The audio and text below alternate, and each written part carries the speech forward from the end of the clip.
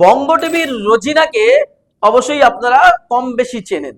যারা সোশ্যাল মিডিয়ায় ঘাটাঘাটি করেন তারা এই নামটা শুনেছে, বঙ্গ টিভি আর রোজিনা রহমান। এই রোজিনা রহমান সম্প্রতি তার সোশ্যাল মিডিয়ার পোস্টগুলো দেখে বোঝা যাচ্ছে তিনি এই মুহূর্তে প্রমাণ করার চেষ্টা করছেন তিনি কত বড় বিজেপি পন্থী, কত বড় হিন্দুপন্থী, কত বড় বিজেপির সমর্থক। কিন্তু হঠাৎ যে সাংবাদিক রোজিনা রাত দিন বিজেপির পক্ষে খবর করেছে বলে অভিযোগ, রাত দিন তৃণমূল বিরোধিতা করেছে, তৃণমূলের বিরোধিতা করার জন্য বিজেপির সমর্থন নিয়েছেন, বিজেপির পক্ষে কাজ করেছেন, তিনি নিজে স্বীকার করেছেন তার বিভিন্ন পোস্টে, এবং নিজে দালাল বলে কদিন আগে সোশ্যাল মিডিয়ায় পোস্ট করেছিলেন যে আমরা দালাল। এবং সেই রোজিনা রহমান হঠাৎ করে তাকে প্রমাণ করতে হচ্ছে তিনি কত বড় বিজেপির সমর্থক, কত বড় তিনি বিজেপির লোক। কেন এই প্রমাণ কেন তাকে করতে হচ্ছে এতদিন বিজেপির হয়ে কাজ করার পরে? কেন সোশ্যাল মিডিয়ায় তাকে কান্নাকাটি করতে হচ্ছে যে মুসলমান বলে, মুসলমান ঘরের মেয়ে বলে আমার উপরে এই নোংরা অত্যাচার কেন করতে হচ্ছে? এতদিন ধরে যে অভিযোগটা তৃণমূলের বিরুদ্ধে রোজিনা রহমান করতো, তার নামে কোনো নোটিশ পাঠালে, তার নিউজ নিয়ে কোনো কমপ্লেন হলে, তার বিরুদ্ধে কোনো অভিযোগ জানালে, বা তার স্বামীর বিরুদ্ধে স্বামীকে নোটিশ পাঠানো হয়েছিল, সেটা নিয়ে একেবারে প্রতিনিয়ত রোজিনা রহমান কান্নাকাটি করেছিলেন এবং একটা সিম্প্যাথি তৈরি করেছিলেন। তিনি বলেছিলেন আমি মাইনরিটি ঘরের মেয়ে আর আমাকে তৃণমূল এইভাবে অত্যাচার করছে। কিন্তু এই মাইনরিটি ঘরের মেয়ে রোজিনা রহমান এখন বিজেপির বিরুদ্ধে দোষ চাপাচ্ছে। কারণ তা কি, কেন এটা হচ্ছে? যে বিজেপি হয়ে রাত দিন কথা বলেছেন, কাজ করেছেন, নিজে দালাল বলে সোশ্যাল মিডিয়ায় পোস্ট করেছিলেন, স্বীকারোক্তি করেছিলেন, সেই রোজিনা রহমান হঠাৎ করে কান্নাকাটি করতে হচ্ছে কেন? কারণ এই মুহূর্তে বিজেপির আইটি সেল তাকে মোল্লা বলে চিহ্নিত করেছে। বিজেপির আইটি সেল তাকে মোল্লার বাইরে আর কিছু ভাবে না, তাকে মুসলমান ছাড়া এর বাইরে কিছু ভাবে না। এতদিন ধরে যারা তাকে রাষ্ট্রবাদী মুসলিম বলতো তারাই আজকে রোজিনাকে জিহাদি মুসলিম মনে করছে। যারা রাষ্ট্রবাদীর নাম দিয়ে রোজিনাকে আদর করত, রোজিনাকে উপরে তুলে নিয়ে যাওয়ার চেষ্টা করতো যে রোজিনার মতো হতে হবে মুসলমানদের, সেই রোজিনাকে এখন জিহাদি বলছে এই হিন্দুত্ববাদী বিজেপি লোকজন, আরএসএস এর লোকজন। কেন? সূত্রপাত ঘটে গত কয়েকদিন আগে, যেদিন বাবরি মসজিদের 6ই ডিসেম্বর উদ্বোধন করেন, ভিত্তিপ্রস্তর করেন হুমায়ুন কবির। ঠিক সেই দিন রোজিনা রহমান সোশ্যাল মিডিয়ায় একটা ওড়না মাথায় দেওয়া ছবি পোস্ট করে মসজিদের পক্ষে হাত তোলা মোনাজাত করার একটা ছবি পোস্ট করে মসজিদের পক্ষে। আর এরপর বিজেপির আইটি সেলের কাছে সেই ছবি, সেই স্ক্রিনশট রীতিমতো ভাইরাল হয়ে যায়। আর তারপর থেকেই রোজিনা আদতে হিন্দুদের কাছ থেকে টাকা নিয়ে, হিন্দুদের হয়ে কথা বলে, আদতেই আসলে হিন্দু বিরোধী, এটা প্রমাণ করার চেষ্টা করছে বিজেপির আইটি সেল, এবং রাত দিন তাকে গালিগালাজ করা হচ্ছে জিহাদি বলে। ফার্স্ট। দ্বিতীয় হলো, কদিন আগে যে ঘটনা ঘটেছিল সেটা হচ্ছে যে ব্রিগেড প্যারেড গ্রাউন্ডে, সেখানে আমরা দেখেছিলাম যে গীতাপাঠ অনুষ্ঠানে একজন প্যাটিস বিক্রেতা, মুসলিম প্যাটিস বিক্রেতাকে মারধর করা হয়, সেই প্যাটিস বিক্রেতাকে রীতিমতো আক্রমণ করা হয়। সেই নিয়ে রোজিনা রহমান সেই প্যাটিস বিক্রেতাকে আর্থিক সাহায্য করবেন বলেছিলেন। আমি জানি না করেছেন কিনা, সেটা শোনা গেছিল। আর এটার কারণে নাকি তাকে আক্রমণ করছে বিজেপির আইটি সেল। এই দুটো কারণ, দুটোই তার ব্যক্তিগত। বলে রাষ্ট্রবাদী মুসলমানরা তাদের নিজস্ব ধর্ম পালন করবে, আমাদের কোনো অভিযোগ নেই, এই বিজেপি আরএসএস এর লোকজন বলে। কিন্তু রোজিনা যখন বাবরি মসজিদের পক্ষে বলেছেন তখন রোজিনা ঝাড়ি হয়ে গেল। অথচ রাত দিন 24 ঘন্টা বিজেপির পক্ষে কন্টেন্ট করেছে, এটা অস্বীকার করার জায়গা নেই, প্রতি মুহূর্ত, এবং এক পেশে কন্টেন্ট করেছে রোজিনার বিরুদ্ধে সেই অভিযোগ। কিন্তু সেই রোজিনা রহমানকে আজকে জিহাদি বলছে এই উগ্র হিন্দুত্ববাদীরা।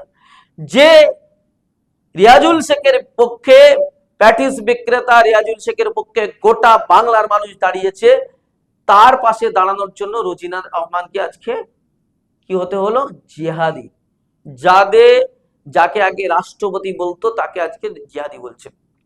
আর এই নিয়ে রোজিনা রহমান তার সোশ্যাল মিডিয়ায় পোস্ট করেছেন, বিজেপির অনেক নেতার সঙ্গে যোগাযোগ করেছেন, সবাই রোজিনাকে পরামর্শ দিয়েছে যে তুমি বিষয়টা এড়িয়ে যাও, কিন্তু কেউ তার হয়ে তার পক্ষে কথা বলতে চায়নি। দুই একজন বলেছে, তাও জোর জোর করে রোজিনা রহমানকে তাদেরকে বারবার ফোন করে মেসেজ করে আবেদন করে করতে হয়েছে, তাই কয়েকজন তার পক্ষে কথা বলেছেন। বাকিরা কেউ তার পক্ষে কথা বলেনি, তার পাশে দাঁড়ায়নি। সোশ্যাল মিডিয়ায় দেখা যাচ্ছে বিজেপির আইটি সেল শুকরের মাংসর সামনে রেখে রোজিনা রহমানকে একটা বিকিনি ড্রেস পরিয়ে শুকর খাচ্ছে সেই ছবি ভাইরাল করছে। দেবাংশুর সঙ্গে এআই দিয়ে একটা ছবি বানিয়ে যে দেবাংশুর সঙ্গে প্যাটিস বিক্রিতে করছেন রোজিনা রহমান, এই ছবি এআই দিয়ে বানিয়ে বিজেপির আইটি সেল ভাইরাল করছে এবং তাতে কমেন্ট আসছে আসলে মোল্লারা এরকম, এরা আসলে জিহাদি, এই ধরনের কুমন্তব্য করা হচ্ছে এবং একজন মহিলাকে কুরুচিকর ভাষায় আক্রমণ করা হচ্ছে। আপনাদের মনে থাকবে কদিন আগে সোশ্যাল মিডিয়ায় একটি ছবি বিজেপির আইটি সেলের কাছে গেছিল, সেটা নিয়ে তৃণমূলের আইটি সেল করেছিল বলে বিজেপির আইটি সেল দাবি করেছিল তরুণজ্যোতি তেওয়ারি, রেখা মিত্র আর হচ্ছে যে রেখা পাত্র, যিনি বসিরহাট লোকসভার বিজেপির ক্যান্ডিডেট ছিলেন, আর একজন বিজেপির কোন একজন নেত্রী, আমার নামটা এই মুহূর্তে মনে আসছে না, তারা তিনজন একটা খাটে শুয়ে আছেন এরকম বা বসে আছেন মস্তি করছেন, এইরকম ধরনের একটা ছবি সোশ্যাল মিডিয়ায় ভাইরাল হয়েছিল এবং বিজেপির আইটি সেলের নামে এরা কেস করেছিল এই তরুণজ্যোতি তেওয়ারিরা।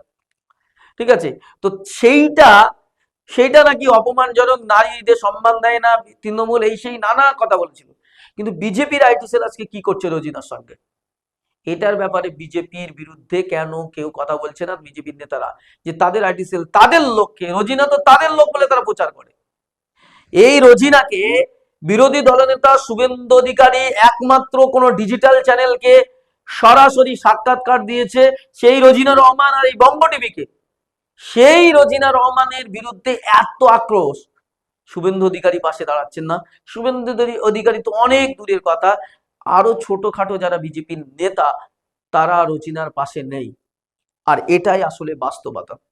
এই রোজিনা বলেছিল যে সন্দেশখালীতে মুসলমানরা গিয়ে নাকি, শাহজাহানের লোক লস্কর গিয়ে নাকি হিন্দু মহিলাদের শাখা পলা ধরে টানাটানি করেছিল, এই রোজিনা বলেছিল। এই রোজিনা আরো অনেক কথা বলেছিল আমার ধর্মের বিরুদ্ধে, ইসলামের বিরুদ্ধে, মুসলমানদের বিরুদ্ধে, শুধুমাত্র বিজেপির কাছ থেকে সাপোর্ট নেবার জন্য। এই অভিযোগ আমার না, এই অভিযোগ গোটা বাংলার মানুষের। আজকে সেই বিজেপির লোকজন তাকে লাঠি মেরে ছুঁড়ে ফেলে দিচ্ছে। কারণ কি?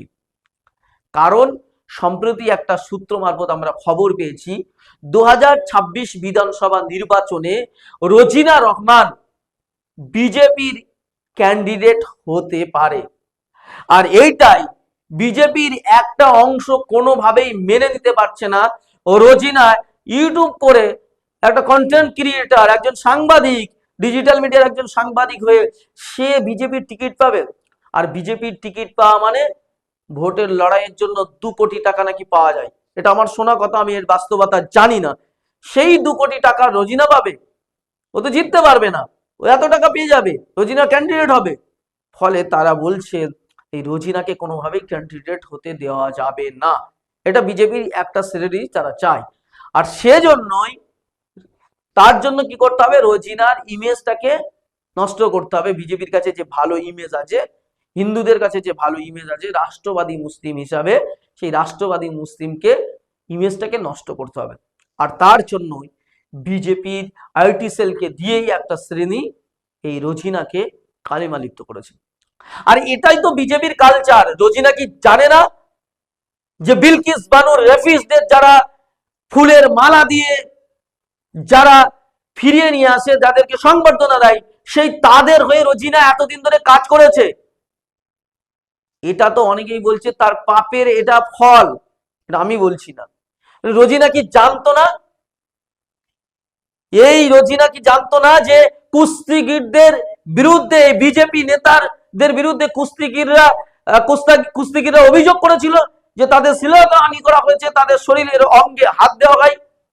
বিজেপির নেতা বিজভূষণের বিরুদ্ধে এই অভিযোগ উঠেছিল। রোজিনা কি জানে না মধ্যপ্রদেশের এক বিজেপি নেতা প্রকাশ্যে রাস্তায় যৌন সংযমে লিপ্ত হয়েছিল? রোজিনা এইসব খবর দেখায়নি, রোজিনা এইসব খবরগুলোকে প্রকাশ করেনি, বরং এই সব খবরগুলো চেপে দেওয়ার জন্য যা যা করণীয় বিজেপির কাজ ছিল সেই কাজগুলো বিজেপি রোজিনাকে দিয়ে করিয়েছিল, আর রোজিনা নির্দ্বিধায় সেই কাজগুলো করেছিল। হ্যাঁ, রোজিনা আজকে বলছে যে প্যাটিস বিক্রেতা দিয়ে পাশে দাঁড়িয়ে বিজেপিকে নাকি ও এখন নতুন করে চিনতে পেরেছে, এতদিন চিনতে পারেনি। রোজিনা তো আমার থেকে অনেক বেশি দিন ধরে কাজ করছে, অনেক বেশি সিনিয়র, কাজের এক্সপিরিয়েন্স আছে এবং বয়সও আমার থেকে বেশি। তাহলে সেই রোজিনা, সে কি বুঝতে পারিনি এতদিন? আসলে রোজিনা এতদিন যেটা দেখেছিল সেটা অন্য মুসলমানদের সঙ্গে হতো। শারজিল ইমাম জেলে আছে, এটা নিয়ে রোজিনা কোনোদিন কন্টেন্ট করেনি, আমরা করেছিলাম, তার জন্য গাল খেতে হয়েছে আমাদের প্রতি মুহূর্তে। শারজিল ইমাম, ওমর খালিদদের বিনা দোষে তাদের ইউপিএ ধারায় মামলা দিয়ে জেলে বন্দি করা হয়েছে, এটা নিয়ে রোজিনার কোনোদিন কন্টেন্ট হয়নি। আসলে এই ওয়াকফ আইনের বিরুদ্ধে বিজেপি যখন ওয়াকফ আইন আনে তার বিরুদ্ধে রোজিনা তেমন ভাবে কন্টেন্ট করেনি।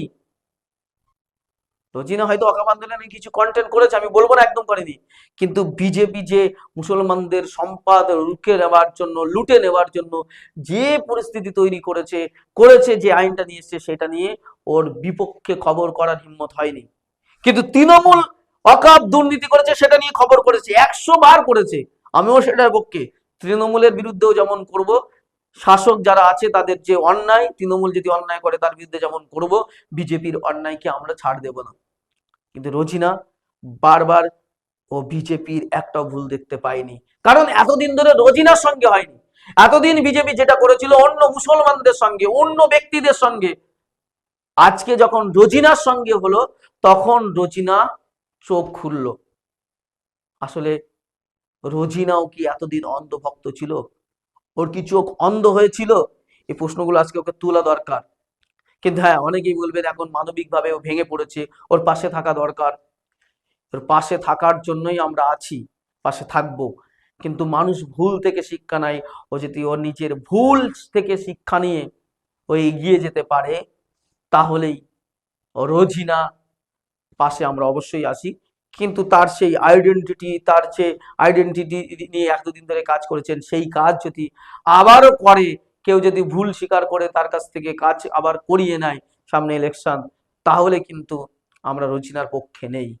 রোজিনার স্বীকার করতে হবে এতদিন ধরে যে ভুল করেছে, যে অন্যায় করেছে, সেগুলো অন্যায় হয়েছে, ভুল হয়েছে, তবেই তার পক্ষে। না হলে আমাকে কেউ গাল দিক, মারুক, তো আমি তারপরেও বলছি আমরা রোজিনার পক্ষে, আমি অন্তত নেই, জিআই নেই, আমি ব্যক্তি শাকিরুল ইসলাম রোজিনার পক্ষে এই মুহূর্তে নেই। রোজিনা যখন বলবে আমার অন্যায় হয়েছে, ভুল হয়েছে এতদিন ধরে ওই কাজগুলো করা, যতদিন না ওই কথাগুলো স্বীকার করবে ততদিন আমরা ওর পক্ষে দাঁড়াচ্ছি না। আর আপনাদেরকে জানিয়ে রাখি, রোজিনার পরের লিস্টে রয়েছে আরামবাগের শফিকুল ইসলাম। মিথ্যাচার করে, মিথ্যা খবর করে, অসত্য খবর করে শফিকুল ইসলাম। রোজিনা রহমানও অনেক করেছে, শফিকুল ইসলাম অনেক খবর করে। আমি একটা খবর আপনাদেরকে প্রমাণ করিয়ে দিয়েছিলাম ফোন কলের মাধ্যমে, সেই কল রেকর্ড আপনারা দেখেছিলেন। এই মিথ্যা খবর করে, খবর পরিবেশন করে এই বিজেপিকে খুশি করার জন্য, শুভেন্দু অধিকারীকে খুশি করার জন্য। এই শফিকুলের কিন্তু পরবর্তী পালা, রোজিনা রহমানের থেকে আরো খারাপ অবস্থা হতে পারে শফিকুল ইসলামের। শফিকুল ইসলাম এই মুহূর্তে যে জায়গায় তৈরি করেছে, আর এদিকেও ফিরে এলে নেবে না, আর ওদিকেও ও যদি একবার লাত খায় ওর আর বাঁচার কোনো অপশন থাকবে না, মানে এইরকম একটা অবস্থা তার জায়গা তৈরি করেছে। রোজিনা রহমান সেম। এবং রোজিনা রহমান যে নতুন পোস্ট করেছে, সে বলতে চাইছে, এখন তার ইঙ্গিত দিয়েছে যে ও এখন তৃণমূলের পক্ষে খবর করবে। বিজেপির বিরোধিতা করা মানে যেমন তৃণমূলের পক্ষে কাজ করা নয়, তেমন তৃণমূলের বিরোধিতা মানে বিজেপির পক্ষে কাজ করা নয়। আসলে রাজ্যে শাসক তৃণমূল, কেন্দ্রে শাসক বিজেপি, ফলে শাসক যারা আছে ক্ষমতায়, শাসকের ভুলগুলো তুলে ধরাই হচ্ছে সংবাদ মাধ্যমের দায়িত্ব। আমি জানি না রোজিনা দি ও কোথাও সাংবাদিকতা পড়েছে কিনা, আমার জানা নেই, পড়তেও পারেন, আমি জানি না। আমি যাদবপুর বিশ্ববিদ্যালয়ের ছাত্র, সেখান থেকে পড়াশোনা করছি। সেখানে আমরা সাংবাদিকতার যে পাঠ পেয়েছি, সেখানে এগুলোকে সাংবাদিকতা বলে না। ফলে এই বিষয়গুলো তাদেরকে মাথায় রাখতে হবে। আজকের কন্টেন্টটা আমি শুধুমাত্র রোজিনা রহমানকে জন্যই, ও যদি দেখে, ওর সঙ্গে আমার দেখা হয়, সরল সম্পর্ক, কিন্তু আজকে তার জন্য, সে যদি যতদিন না ক্ষমা চাইবে না, আমরা তার পক্ষে দাঁড়াবো না। আপাতত এখানে শেষ করছি, দেখা হচ্ছে পরবর্তী এপিসোডে।